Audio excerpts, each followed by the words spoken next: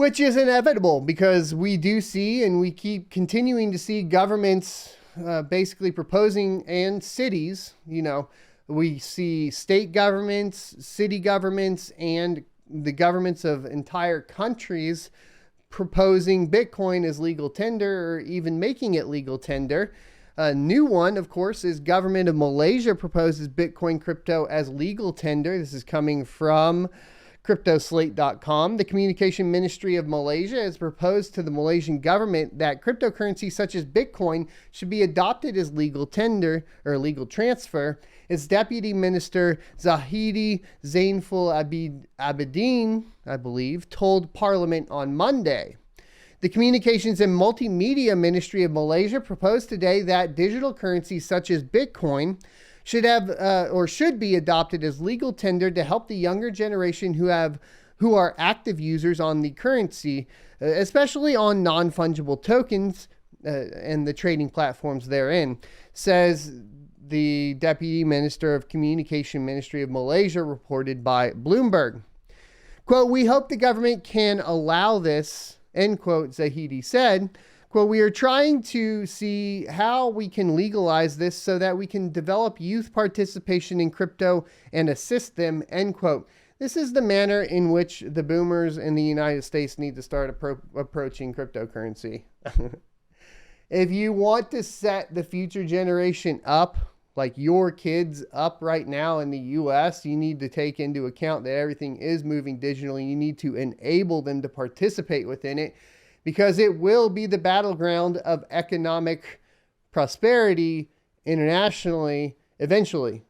And that really, honestly, doesn't even have to be Bitcoin itself, just crypto in general and education within basically blockchain, period, right? Because even if we get to the point to where you completely illegalize Bitcoin, you basically shove it off to the side, there are still going to be central bank digital currencies. So any knowledge that your kids have revolving around that is going to be beneficial. There will still be technologies running on blockchain to power basically the internet at some point, right? I think these things are inevitable. So really pushing and trying to help your youth out to understand cryptocurrency, I think, sets your country up for better economic health for the kids, right? So I think that this is a great approach from it, in my humble opinion. So increase the involvement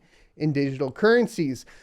The Deputy Communications and Multimedia Minister said the ministry will look into ways that increase the youth involvement in digital currencies as the future of finance. Quote, "All of these are under the peer view of Bank of Negara of Malaysia and the Securities Commission." I actually don't know how to pronounce that. Par for the course on this channel, though. "We hope the government will allow and legalize this so we can increase the youth's uptake of cryptocurrencies," end quote, the deputy minister said. Zahidi said, "This is the Dewan Rakyat, the Malaysian House of Representatives on Monday." Oh, he said it in the Malaysian House of Representatives on Monday. In reply to a supplementary question from MP Said Ibrahim Said, on the government's stand on trading on NFT platforms, which was becoming increasingly popular, especially among the younger generations. The Dewan Rakyat is the lower house of the bicameral parliament, the federal legislature of Malaysia. All right, there we go. We got through it. Thus far, El Salvador is the only nation on the planet adopting Bitcoin as legal tender, proposed by El Salvador's president Nayib Bukele last summer. Bitcoin became legal tender in September the same year. It has so far generally been proven a success, though there have been issues also pointed out by many Bitcoiners, the main critique being the mandatory aspect of the adoption. And yes, that a mandatory adoption of Bitcoin, I think, goes against the principles of Bitcoin. So It's kind of funny, but it shouldn't be mandatory. So I agree with that. Should Malaysia adopt Bitcoin as legal tender, it would be a much larger feather in the hat for Bitcoin and crypto community. Malaysia has a population of over 32 million and is located in the heart of Asia. The national currency of Malaysia is the ringgit. I don't know how to pronounce that. I'm going to have to go Google that one too. Formerly the Malaysian dollar. 1 MYR equals about 24 cents in US. Inflation in Malaysia is relatively low at 2.5% in 2021. That's much better than the US. It is estimated to decrease to 2% in 2022. News on the proposal about or out of Malaysia is somewhat meager, but besides being reported by Bloomberg, the proposal was also reported by the Straits Times and the Star, both local news outlets to Malaysia. And I think it won't be addressed as much. I mean, Bloomberg, cool. It should be reported in more financial outlets.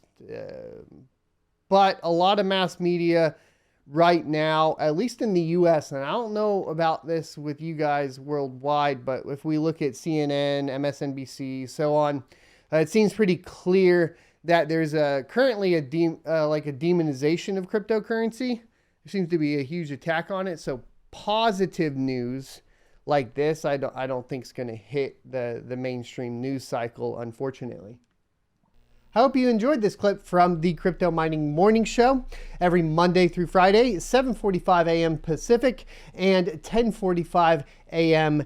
Eastern Time. You can check out more clips here, or if you're interested in checking out the entire live show, you can check that out down here. Thanks for watching, and I'll see you next Tuesday.